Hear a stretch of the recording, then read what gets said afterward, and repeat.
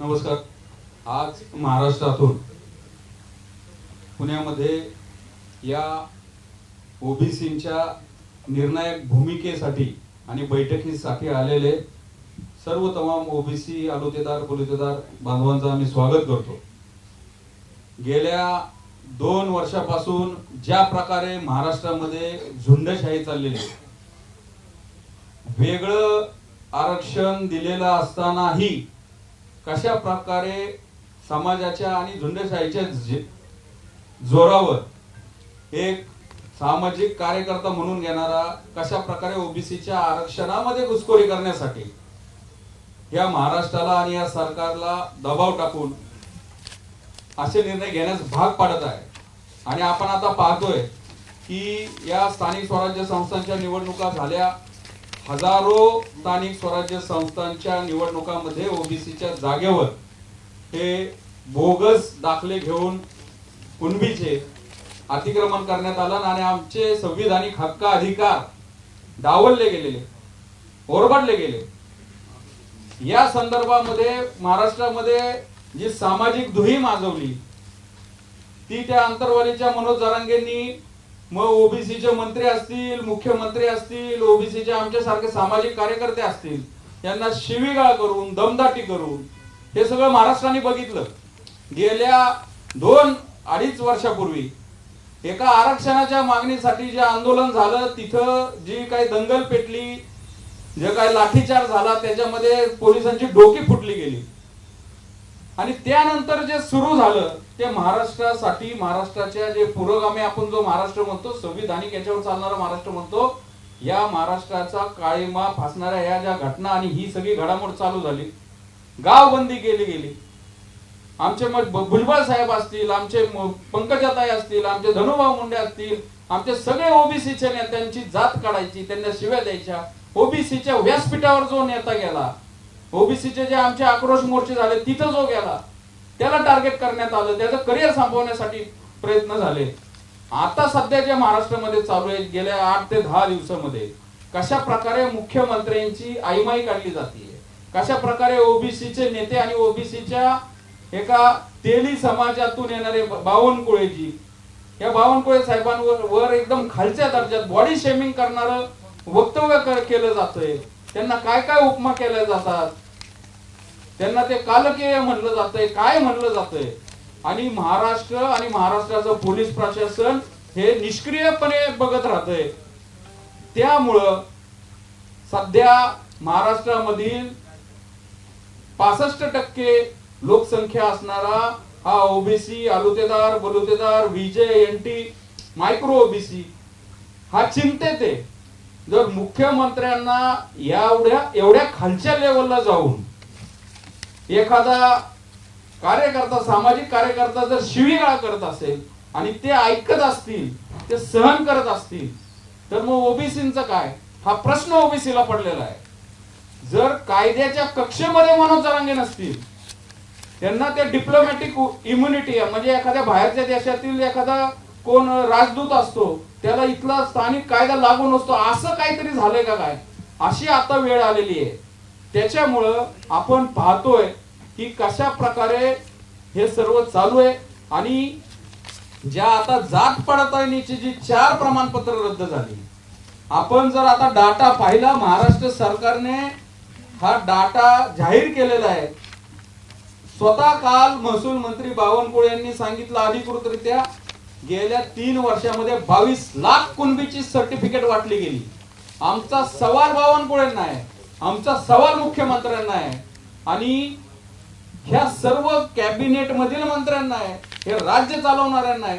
आणि ही जी आमची ओबीसीची मंत्रिमंडळ उपसमिती आहे, त्यांनी जाहीर केलं होतं की ओबीसीच्या हे जे बोगस दाखले त्या संदर्भामध्ये आम्ही श्वेतपत्रिका काढतो. मग आमचं म्हणणं असं आहे की मग जर कुणबीच्या नोंदी होत्या तर एवढे वर्ष कशा निघल्या नाहीत, आणि निघल्या तर मग आता 22 लाख नोंदी दिल्या, म्हणजे हे भाग पडलेले आहे. आणि त्या 22 लाख दिल्या, त्याच्यामधले आता या स्थानिक स्वराज्य संस्थांसाठी, नोकऱ्यांसाठी, शिक्षणासाठी अनेक हजारो दाखले दिले, त्यातल्या फक्त 4 पडताळण्या फेटाळल्या. म्हणून हा मनोज जरांगे सरकारवर दबाव टाकतोय, मंत्र्यांवर दबाव टाकतोय मी बघतो म्हणतोय, मी सरकारचा बाप आहे म्हणतोय, मुख्यमंत्र्यांना दाखवतो म्हणतोय. आम्ही या बैठकीतनं या सरकारला विचारतो, मुख्यमंत्र्यांना विचारतो, या राज्याच्या गृहमंत्र्यांना विचारतो की मनोज जरांगेंनी कुणाची बॉडी शेमिंग करायची, वर्णावरून बोलायचं, आमच्या नेत्यांना घाणघाण शिव्या द्यायच्या, 5 ते 6 गुन्हे दाखल आहेत. त्याबाबत काय होतंय, तो SIT जी नेमली होती, सभागृहात चर्चा झाली होती, अंतरवालीमध्ये जे दगडफेक झाली, त्या SITचं काय झालं, त्याचा सूत्रधार तुम्हाला सापडतो का नाही? तुम्ही स्वतःच्या ह्या निष्क्रिय आणि बोटशेप्या भूमिकेमुळं हा महाराष्ट्रामध्ये पायंडा पडतोय. अशाच शिव्या जर आमच्यातल्या कोणी, आमच्या लक्ष्मण हाकेंनी दिल्या, आमच्या आबा वाघमारेंनी दिल्या, मंगेश सासांनी दिल्या, आमच्या गुन्हे दाखल होतील. आम्ही तिकडे आंदोलन केलं त्या विद्यार्थ्यांच्या PhD साठी. फक्त अजितदादांना फक्त आम्ही प्रश्न विचारले, आमच्या दोघांवर DB मार्ग पोलीस स्टेशन मध्ये गुन्हा दाखल आहे. मग कायदा फक्त ओबीसीसाठी आणि कायद्यात सूट मनोज जरांगे कायद्याच्या कक्षेच्या बाहेर आहे. ह्या सर्व हे सवाल आहेत. आणि सर्वात महत्वाचं आमचा सवाल आमच्या ओबीसींना आहे.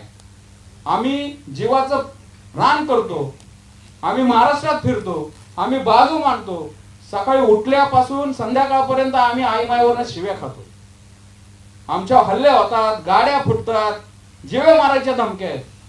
बाबांनो, आम्ही नक्की लढू का? आम्ही कुणासाठी लढतोय? तुम्हाला त्याचं काय नाही का?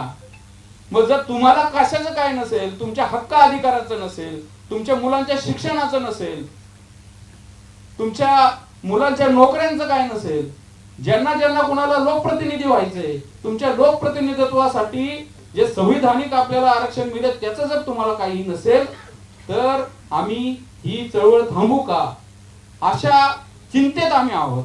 त्याच्यामुळं हा सवाल आमच्या ओबीसींना पण आहे. जसं जरांगे म्हणतात की बाबा गरीबाच्या लेकराला मी तुमच्यासाठी लढतोय, आम्ही कुणासाठी लढतोय?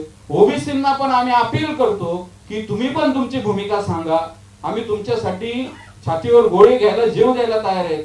त्याच्यामुळं या सगळ्या चर्चेतून आम्ही आता या निर्णयावर आलेलो आहोत की आता एक अंतिम आणि निर्णायक भूमिका घ्यायची. येत्या 1 सप्टेंबरला आम्ही मुंबईमध्ये एक राज्यव्यापी आम्ही मोठ्या आंदोलनाच्या आम्ही आता निर्णयापर्यंत आलेलो आहे. आणि या संदर्भामध्ये जे ओबीसीचे नेते आहेत आम्ही त्यांना पण भेटणार. तुम्ही आमच्या या सगळ्या अस्तित्वाच्या जो आंदोलन असेल ओबीसीच्या त्याच्यामध्ये सामील व्हा. एवढ्या जो 15-20 दिवसाचा काय तो कालावधी असेल त्याच्यामध्ये आम्ही महाराष्ट्रामध्ये ओबीसीच्या गावोगावी, तालुक्यात, जिल्ह्यात जाणार, बैठका घेऊ. आम्ही ओबीसींना पण अपील करू. पण आता करो या मोरोची परिस्थिती आहे. जनगणना बाजूला राहिली, आमचं संविधानिक हक्क अधिकार, आमचं आरक्षण, आमचं अस्तित्वच इथं ललकारलं जातंय, आम्हाला धमक्या दिल्या जातात. त्याच्यामुळं आता आमची करो या मोरोची लढाई आणि यासाठी आम्ही निर्णायक आंदोलन मुंबईमध्ये घेणार आहोत. ज्या ओबीसीतल्या 400-450 जाती त्या प्रत्येक घटकाशी आम्ही आता संपर्क साधू आणि तिथं आम्ही आमची भूमिका आणि सरकारला आमचे जे काय कारण असेल ते गाव. त्याची अजूनपर्यंत त्याची जी काय व्याप्ती किंवा त्याचं जे काय ते आम्ही ठरवतोय. पण आम्ही तारीख आता आम्ही ती नियोजित आम्ही 1 सप्टेंबरची आम्ही केले. 1 सप्टेंबरला मंगळवार आहे, त्यावेळेस कॅबिनेट सुद्धा असती. आम्ही आता त्याचं स्वरूप कसं असेल ते ठरवू, कसं जायचंय ते ठरवू. आमचे काही वरिष्ठ आम्ही त्यांच्याशी चर्चा करू. पण आम्ही एवढं ठरवलंय, आमच्या सर्व बांधवांनी आम्हाला सांगितलंय, काही इथं आले नसतील त्यांनी फोनवरून सांगितलंय की आता आपल्याला मुंबईला जायला लागतंय, नाही तर आमचं इथं स्वातंत्र्य आणि आमचं अस्तित्व संपण्याच्या मार्गावर. आता आमचे राज्यव्यापी आंदोलन करताय, आझाद मैदानावर जाऊन बसणार आहे, रस्ता रोको करणार आहे, मंत्र्यांच्या घराला वेढा देणार आहे, नेमकं काय करणार आहे? त्याचं स्वरूप आणि कशा प्रकारे जायचं ते सगळं आम्ही लवकरच ज्यावेळेस आमचं ठरेल त्यावेळेस आम्ही अशीच पत्रकार परिषद घेऊ आणि सविस्तररित्या आम्ही रोडने जाणार, कुठून जाणार, गाड्यांनी जाणार, चालत जाणार. आम्ही लोकशाहीच्या मार्गाने हे आंदोलन करणार आहोत. आमचे सहकारी लक्ष्मणजी हाके या संदर्भात पुढची भूमिका.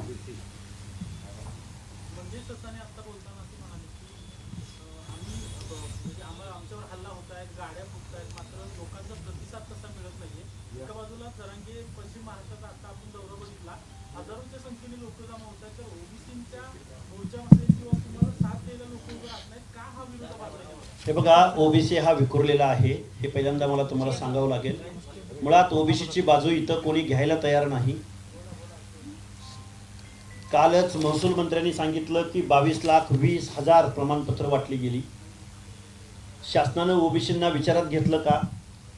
आणि या लाखो सर्टिफिकेटचा ओबीसीवर काय परिणाम होणार आहे याचा विचार शासनानं केलेला नाही. याचा विचार ओबीसीच्या नेत्यांनी केलेला नाही. याचा विचार विरोधकांनी केलेला नाही आणि सत्ताधाऱ्यांनी केलेला नाही. आणि जनतेलाही कळलाय का नाही हा विषय आमच्यासमोर प्रश्न पडलेला आहे. आणि आम्ही आता थकलोय खरं सांगायचं. आत्ता जे मंगेश हसानींनी सांगितलं हे वास्तव आहे. आम्हाला पोलीस संरक्षण घेऊन फिरावं लागतं. कशासाठी पोलीस संरक्षण घेऊन फिरावं लागतं? आम्ही अतिरेकी आहोत, गुंड आहोत, मवाली आहोत.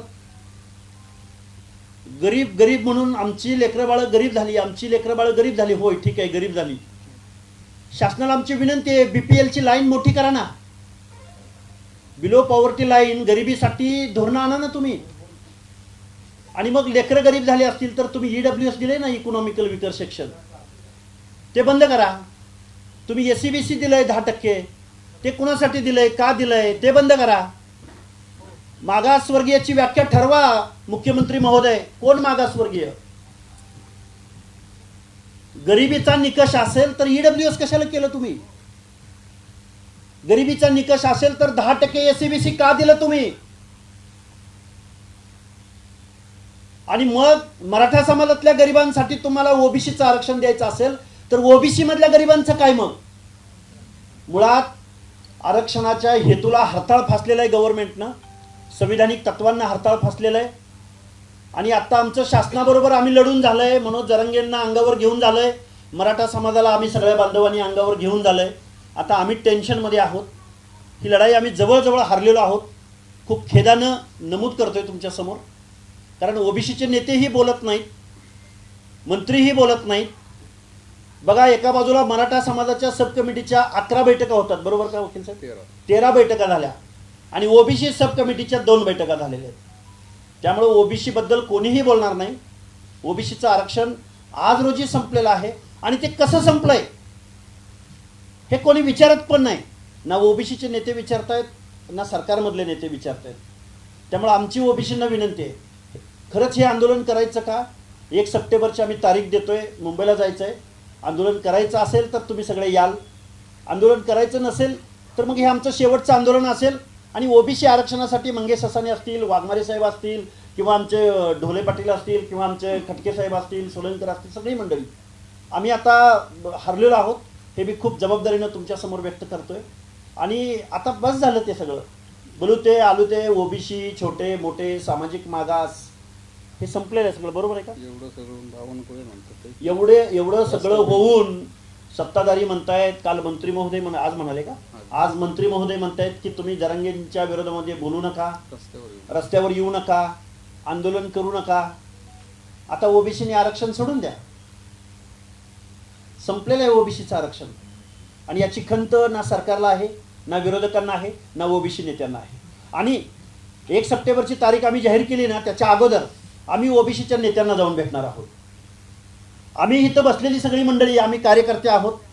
आमचं सगळ्यांचं असं म्हणणं आहे की ओबीसीचं आरक्षण संपलंय. तुमचं काय म्हणणं आहे यावरती? तुम्ही ओबीसींच्या बाजूला आहात का तुम्हाला सत्तेतले आमदार काय मंत्रीपद पाहिजे आहेत, प्यारी आहेत? आमचा सवाल आहे या लोकांना. आणि आता आम्ही उसण किती दिवस आणायचं? ओबीसीची संख्या एवढी मोठी आहे, फेसलेस आयडेंटिटी असलेला, विखुरलेला, वेगवेगळ्या जात समूहामध्ये, कोण VJNT-मध्ये, कोण SBC-मध्ये, कोण ओबीसीमध्ये, कोण कशात आहे. तुमचं आरक्षण गेलंय हे तर तुम्हाला मान्य आहे का? आणि जर मान्य असेल आणि रस्त्यावर येणार नसाल तर आम्ही हतबल आहोत. आणि सरकारसमोर आम्ही एक शेवटचं आंदोलन करू. 1 सप्टेंबरचं मुंबईला जायचं. याच्यापेक्षा आता आमच्यासमोर दुसरं काही आम्हाला सुचत पण नाही. आणि आम्ही योग्य वेळ येईल तशी आम्ही दिशा ठरवू. खरं तर आत्ताच मंगेश हसानी जी असतील, हाके सरांनी आपण लढत असताना आमच्या काय व्यथा आहेत ते मांडल्या. आणि हा लढा खरं तर 1 सप्टेंबरचं जे आता आम्ही घोषणा करतोय त्यासाठी आम्हाला राज्यभरातील विविध विभागामध्ये आम्ही जाणार आहोत. येथील समाज बांधवांशी चर्चा करणार आहोत. राज्यातील आमदार असतील ओबीसीचे, राज्यातील ओबीसीचे मंत्री असतील, यांच्याशी भेटून चर्चा करून ही आंदोलनाची दिशा जाहीर करू. परंतु हाके सरांनी सांगितल्याप्रमाणे हे आमचं शेवटचं आंदोलन का असाल, कारण की गेल्या 2-3 वर्षापासून जो माणूस कुठल्याही संविधानातून त्याची मागणी नाही, जे मागल जे वाटल ते लहान कुपोषित बाळासारखं, एखादा हट्टी बाळ असतं अंग टाकून देतं, मला चॉकलेट पाहिजे म्हणजे पाहिजेच, आणि राज्य सरकार त्याला देण्याचं काम करतं. ओबीसी आमचा डीएनए मानणारे मुख्यमंत्री, खरं तर माजी मुख्यमंत्री आणि दोन्ही उपमुख्यमंत्र्याला आणि राज्याच्या मंत्रिमंडळाला माझा जबाब विचारतो मी. कारण ज्यावेळी लोकसभेच्या निवडणुका झाल्या आणि लोकसभेच्या निवडणुका झाल्या त्यावेळी विचारांगिनी महाविकास आघाडीला पाठिंबा देण्याचं काम केलं. विशेषतः शरद पवारांच्या तळहाताच्या फोडाप्रमाणे शरद पवारांना त्यांनी जपण्याचं काम केलं. त्याच पद्धतीनं विधानसभेच्या टायमिंगला सुद्धा सातत्यानं सांगितलं की भाजपला आम्ही दाखवून देऊ, महायुतीला आम्ही दाखवून देऊ. मग ज्यावेळी मनोज जरांगे तुमच्या पाठीशी नसताना राज्यातील तुम्ही फक्त देवेंद्रजी काय म्हटलंय की ओबीसी आमचा डीएनए, ओबीसी इतक्या मोठ्या मानायचा आहे, ओबीसी आमचा डीएनए म्हटलं की ओबीसी भुलल्या गेला, बसल्या गेला, ओबीसीने भरभरून मतं दिले. कारण राज्यामध्ये 50% पेक्षा जास्त ओबीसी आहे. मग ओबीसीला वाटलं आपला कोणतरी एखादा आपला प्रश्न मांडणारा, आपल्या हक्क अधिकारासाठी लढणारा कोणीतरी मुख्यमंत्री होऊ शकतोय आणि मायक्रो समाजातला मुख्यमंत्री होऊ शकतोय. ठीक आहे, ते ब्राह्मण का असाना, पण ते एक अभ्यासू आपण मतं दिले पाहिजे. ओबीसीनं मतं दिले, परंतु उलट झालं. ओबीसीने मतं देऊन सुद्धा त्या कुपोषित बाळाला सलाईनवर सलाईन देण्याचं काम राज्य सरकार करतंय, टॉनिकवर टॉनिक देण्याचं काम राज्य सरकार करतंय. हे चाललंय काय? आज राज्यातील सुरुवातीला नामदार छगनरावजी भुजबळ साहेब यांच्यावर बोलण्याचं, त्यांच्या व्यंगावर बोलण्याचं सुरू झालं. नंतर मुंडे बंधू भगिनीवर बोललं गेलं. नंतर आता चंद्रशेखर बावनकुळे ओबीसी उपसमितीचे अध्यक्ष, त्यांच्यावर तर ते काय बाहुबली मधल्या ते कोण विलन त्याचं नाव घेऊन. परंतु माझं हे मत आहे की आपण संविधानिक पदावर असणाऱ्या मंत्र्याला असं कोणी असं तुमचे हक्क अधिकार मागण्याचा प्रत्येकाला हक्क आहे. परंतु तुम्ही मागताय काय आणि तुम्ही मागताना कुणाची भाषा काय वापरताय? पाठीमाग मुख्यमंत्र्यांच्या आईवर गेले, पत्नीवर गेले, मुलीवर गेले, आणि आता बावनकुळेचं व्यंग काढलेलं असताना खरं तर त्या माकडाने स्वतः आपण किती सुंदर दिसतो हे बघितलं पाहिजे. दुसऱ्याला बोलताना आपण किती सुंदर आहोत. कारण मी इथं सांगतोय, मी मराठवाड्यातून आहे, ज्या गावच्या बोरी आहेत त्याच गावच्या बाबी आहेत. आम्हाला त्याची लायकी कुवत माहिती आहे, त्याची ताकद कुठपर्यंत ते माहिती आहे. परंतु काय झालंय, राज्यातील मंत्री ज्यामध्ये उदय सामंत सारखा उपमुख्यमंत्री पदाचे स्वप्न पाहणारा मंत्री, राज्यातील दुसरा झाडू पोचा करणारा तो दलाल आमदार प्रसाद लाड, हे सातत्यानं तिथं खोके आणून देणार, पैसे आणून देण्याचं, रसद आणून देण्याचं काम करणार आणि त्याच्या जीवावर हे आंदोलन सुरू आहे. त्यानंतर अनेक असे मंत्री, शिंदे गटाचे ते संजय शिरसाट असतील, परिवहन मंत्री ते काय प्रताप सरनाईक असतील, असे लोक राधाकृष्ण विखे पाटलाला तर काय वाटायला नाही, काय नाही, ओबीसीचं सगळं संपव. खरं तर ह्या लोकांना काय ओबीसीने मतं दिले नाहीत का? ओबीसीचं पूर्ण अस्तित्व संपवण्याचा ह्या लोकांनी घाट घातलाय. आणि ओबीसीचे मंत्री ज्यांना ओबीसीनं आजपर्यंत डोक्यावर घेतलंय, ज्यांना ओबीसी म्हणल्यावर नंतर ओबीसी समाज स्वतःच्या खिशातून खर्च करून, स्वतःच्या खिशातून गाड्यांना डिझेल टाकून त्यांचा प्रचार करण्याचं काम करतात, हे मंत्री चकार शब्द काढायला तयार नाही. आताच मंगेशजीनं सांगितलं की बावनकुळे साहेबांना एवढं घालच्या भाषेत बोलून सुद्धा बावनकुळे त्या बेवड्याला बोलू नका म्हणताय. म्हणजे इतकी काय भीती आहे. अरे आम्ही गाववाड्यात फिरतो, आमच्या गाड्या जाळल्या जातात, गाड्या फोडल्या जातात, आमच्यावर हल्ले होत आहेत, आम्ही बोलायला घाबरत नाही, कारण की त्याची लायकी कोत आम्हाला माहिती आहे. परंतु सरकार एवढं घाबरतंय काय? सरकारने सगळ्यात सोपं एक करावं की तुमचे कोण मंत्री, कोण आमदार त्या बेवड्याकडे जाताय, त्याला कोण रसद देत आहे, तेवढी जर रसद बंद केली, त्याच्याकडे जाणारे आमदार जर बंद केले ना, तो तुम्हाला मी सांगतो, तो घरात जाऊन गोधडीत जाऊन पडल्याला तुम्हाला पाहायला मिळेल. परंतु काय व्हायला लागलंय, मागल ते द्यायचं, मागल ते द्यायचं. आज मराठवाड्यामध्ये 20,143 कुणबी प्रमाणपत्र व्हॅलिड केलेत आणि फक्त 4 कुणबी प्रमाणपत्र रद्द झाले त्यापैकी. मग आता राज्यामध्ये अनेक हाताने खाडाखोड करून बोगस कुणबी प्रमाणपत्र काढलेत. येणाऱ्या काळात 4 नाही 400 सुद्धा मराठवाड्यात कुणबी प्रमाणपत्र रद्द झालेले तुम्हाला पाहायला मिळतील, 4,000 सुद्धा झालेले पाहायला मिळतील. परंतु तुमचं जर बोगस असलं तर टिकन कसं? परंतु नाही, आम्हाला पाहिजे आणि राज्य सरकार जे देता येत नाही ते द्यायला लागलं. आणि ज्या मूळ ओबीसीच्या हक्काधिकार असून ओबीसीच्या तोंडाला काळं पासण्याचं काम, तोंडाला पानं पुसण्याचं काम राज्य सरकार करतंय. त्यामुळे राज्याच्या मुख्यमंत्र्याला खरं तर आमचा प्रश्न आहे की तुम्हाला ओबीसी, आमचा डीएनए फक्त मतं घेण्यापुरता होता का? आज तुमचा डीएनए उभाळून काय ओबीसीचं अस्तित्व संपलेलं असताना मुख्यमंत्री महोदय का बोलत नाहीत? बावनकुळे साहेब ओबीसी उपसमितीच्या अध्यक्ष आहेत. तुमच्यावर आम्ही बोलतोय आणि तुमच्यावर तो माकड बोलल्याच्या नंतर आम्ही जशाच तसं उत्तर देण्याचं काम करत असताना तुम्हीच म्हणताय आम्हाला थांबा. हे चालणार कसं? त्यामुळे आम्ही शेवटची लढाईसाठी आमच्या सगळ्या मंत्र्यांना भेटणार आहोत, आमदारांना भेटणार आहोत. कारण आमच्या लढाईमुळं गेल्या 2-3 वर्षात ओबीसी समाजावर अन्याय झाल्यामुळं ओबीसी कुठेतरी जागा झाला आणि राज्यात ओबीसीचे आमदार वाढले, मराठ्यांचे आमदार कमी झाले.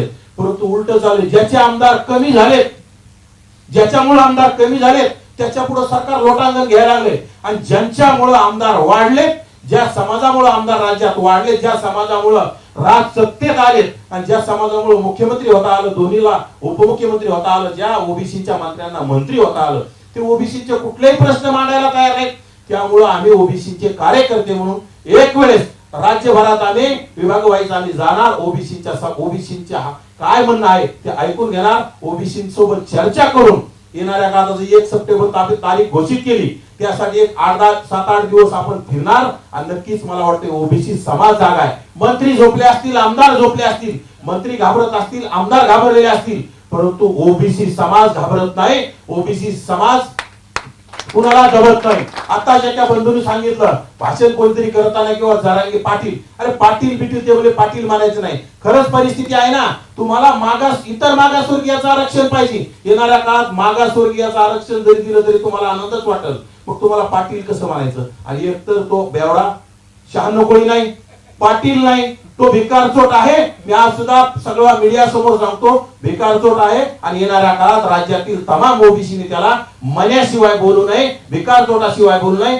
पत्रकार महोदयांना सुद्धा माझी विनंती, त्याला पाटील लावू नका, तो पाटील नाही. आणि ओबीसीचं लवकरच मोठं आंदोलन 1 तारखेला, त्याचा लवकरच 7-8 दिवसात रोडमॅप असेल, सगळ्या गोष्टी आपल्या समोर मांडल्या जातील. आणि येणाऱ्या काळात लाखोच्या संख्येनं ओबीसी समाज, मंत्र्यांनी आम्हाला साथ देण्याची आम्ही त्यांना विनंती करू आणि मंत्र्यांच्या आमदारांना साथ देण्याची आम्ही त्यांना विनंती करू. ज्याप्रमाणे मराठा समाजाचे अंधारातून त्याला गाड्या आंदोलनाला पाठवण्याचं काम करतात, त्याच्या स्वागताला गाड्या पाठवण्याचं काम करतात. या सगळ्या गोष्टीनं आपल्या आमदारांनी, आपल्या मंत्र्यांनी सुद्धा व्यथित झालं पाहिजे आणि ओबीसीवर अन्याय होणारा त्याला वाचा फोडण्यासाठी आता समोर येण्याचं विनंती केली पाहिजे.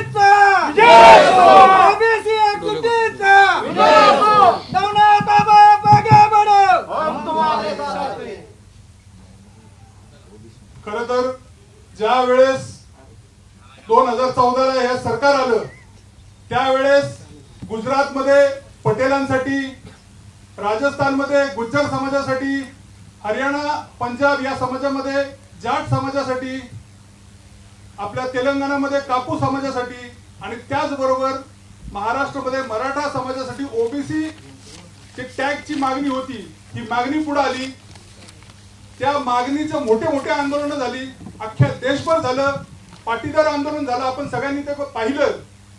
आणि हे होत असताना या केंद्र सरकारने त्याच्यातनं तोडगा असा काढला की जो समाज सवर्ण आहे पण त्यांच्यामध्ये पण एक गरीब खूप मोठा वर्ग आहे, खूप मोठा वंचित वर्ग आहे, त्यांच्यामध्ये एक शोषित वर्ग आहे. या समाजाला कुठेतरी न्याय देण्याच्या भूमिकेने ईडब्ल्यूएसचं आरक्षण जेव्हा 2019 साली आलं, त्या 2019 नंतर ईडब्ल्यूएस आरक्षण आल्यानंतर मराठा समाज त्याच्यामध्ये होता. त्याच्यानंतर अख्ख्या देशातली सगळी समाजांची आंदोलनं थांबली, मराठा समाजाचंही थांबलं. पण 19 मध्ये आल्यानंतर 4-4.5 वर्षानंतर मनोज जरांगे आला आणि तो म्हणला नाही ओबीसीचं आरक्षणच पाहिजे मराठा समाजाला.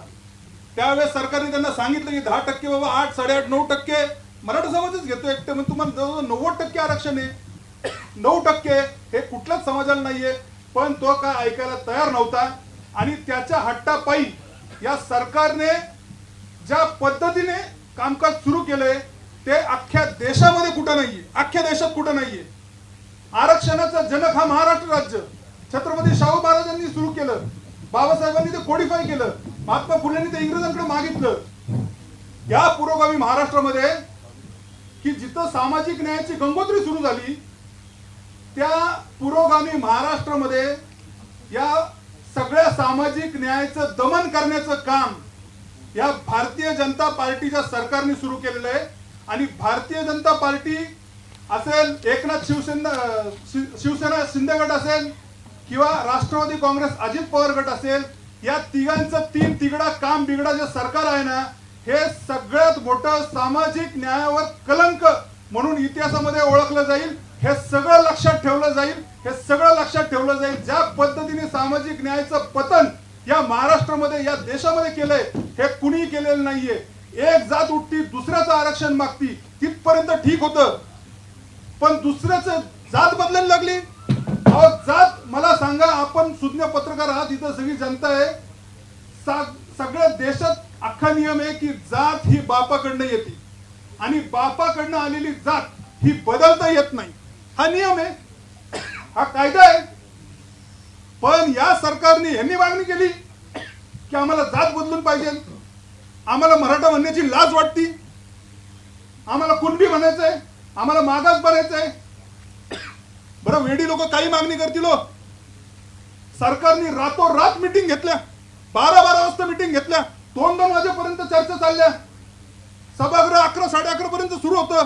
कधी आदिवासी समाजासाठी नाही, कधी एसटी समाजासाठी नाही, व्हीजेएनटी साठी नाही, भटके विमुक्तांसाठी नाही, मायनॉरिटीसाठी नाही, एसबी साठी नाही, महिलांसाठी नाही, कुठल्याही शेतकऱ्यांसाठी नाही, कुठल्याही वंचित शोषित समाजासाठी या सरकारने रात्री 11-12 पर्यंत सभागृह चाललं नाही.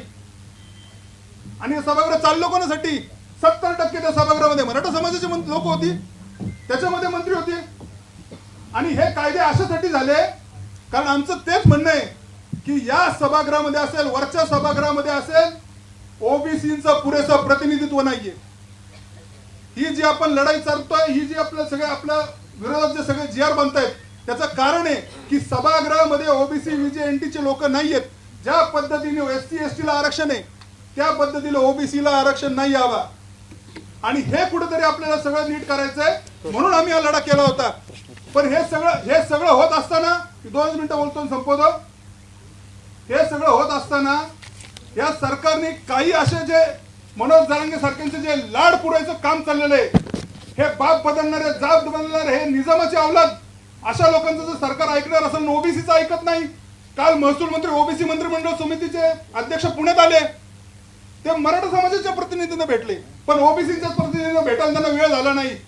अशा पद्धतीने जर कामकाज चालू असेल या सरकारचं, तर हे सरकार आमच्या मते इतिहासामध्ये सामाजिक न्यायाच्या दृष्टीने फेल असं सरकार आहे.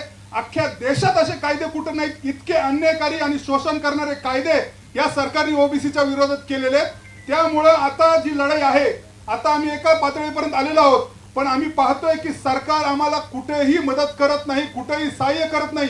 बरं, सरकार जो कमजोर आहे, जो मागास आहे, जो वंचित आहे, याच्या पाठीशी सरकारने उभं राहण्याची सरकारची कायदेशीर आणि संविधानिक जबाबदारी आहे. ती सरकार पार पाडत नाही. पोलिसांचे डोके फोडले गेले, त्याच्या अहवालाचं काय झालं? एसआयटीच्या रिपोर्टचं काय झालं? ज्या एफआयआरचं काय झालं? ज्या माणसांनी या महाराष्ट्रामध्ये बसेस जाळल्या, लोकांची घरं जाळली, ऑफिसेस जाळली, शेतं पेटवली, लोकांची भर सभेत सगळ्यांची आबरू इज्जत काढत गेला, त्या महाराष्ट्राला पोलीस प्रोटेक्शन, झेड कॅटेगरीची सिक्युरिटी, तुम्ही सभे घ्यायला त्याला पैसे देता? मनोज जरांगेला ऑन रेकॉर्ड दिलेले आहेत, जनतेचा पैसा तो, तुम्ही जनतेचा पैसा त्यांना सभा घ्यायला देता? हे तुम्ही जे मोठं केलेलं ना पिल्लू, हे आज तुम्हाला खायला उठलेलं, हे लक्षात ठेवा. त्यामुळं हे ओबीसीची लढाई जी आहे, आम्हाला जे आरक्षण, आपण हे म्हणतो भारतीय जनता पार्टीने म्हणतात काय ओबीसीचा डीएनए, ओबीसीचा डीएनए म्हणतात. माझे सगळ्या पत्रकार बंधूंना विनंती आहे, 7 ऑगस्टला मंडल दिन होता, महाराष्ट्राचे मुख्यमंत्री असू, दोन्ही उपमुख्यमंत्री असू, कोणी मंडल दिनाच्या शुभेच्छा दिल्या असतील तर मला दाखवा, माझ्यातर्फे बक्षीस घेऊन जा. तर जे म्हणतात ना की ओबीसीचा डीएनए, हे काय नाही, हे सगळं झूट आहे. आम्ही तेच सांगतोय की या ओबीसीच्या लढ्यासाठी आम्ही लढत राहणार. ओबीसीचं आरक्षण आम्ही संपून देणार नाही. जोपर्यंत आम्ही आहोत, आम्ही आमचं आरक्षण कसंही वाचू, या सरकारच्या नाकावर टिचून वाचू, तुम नाही तो कोई और सही, पण आम्ही आमचं आरक्षण वाचवणार. धन्यवाद. आता आपले काही प्रश्न असतील तर. हाके यांना माझा प्रश्न आहे, तुम्ही वारंवार म्हणायचे भाजपला पाठिंबा जाहीर केला होता ओबीसीचा, तर आज पश्चाताप.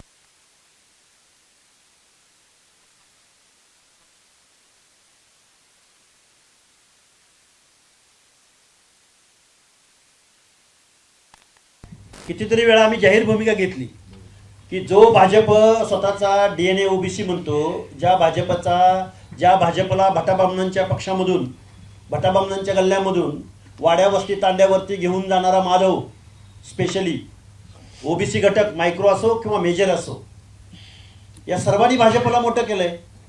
त्या भाजपला आज ओबीसीचा विसर पडलाय, माधवचा विसर पडलाय. त्या भाजपला आता कारखानदार, वतनदार, जागीरदार आणि हे काल परवा आंदोलनाच्या रूपानं तमासगीर काय बोलायचं, त्याला बॉडी शेमिंग नाही करायचं, पण तमाशातला बत्ताशाच म्हणावं लागेल त्याला. हा माणूस आता जवळचा वाटतोय. भाजपच्या नेत्यांची बॉडी लँग्वेज काय आहे? भाजपचा ओबीसी सेल प्रमुख, काँग्रेसचा ओबीसी सेल प्रमुख, ते 2 राष्ट्रवादी, 2 सेनेचे कोण ओबीसीचे नेते, कोणीही बोलायला तयार नाही. एवढं घाबरताय तुम्ही याला? पुढचा प्रश्न आणि याचं मी मंगेश ससानी यांना प्रश्न आहे की तुम्ही आता ज्या प्रकारे हे जे बनावट प्रमाणपत्र काढले त्यावर तुम्ही कायदेशीर लढा देताय, तर तो लढा सुरू राहणार की 1 तारखेच्या आंदोलनानंतर तुम्ही पण आता माघार घेणार आहे?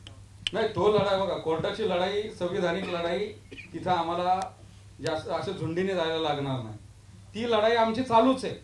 पण विषय असा आहे की हे सगळं चालू आहे. तुम्ही जो प्रश्न, खूप महत्वाचा प्रश्न विचारला, याच्यामध्येच आपल्याला हे सगळं आलंय, ही डिटेल्स आलेले आहेत.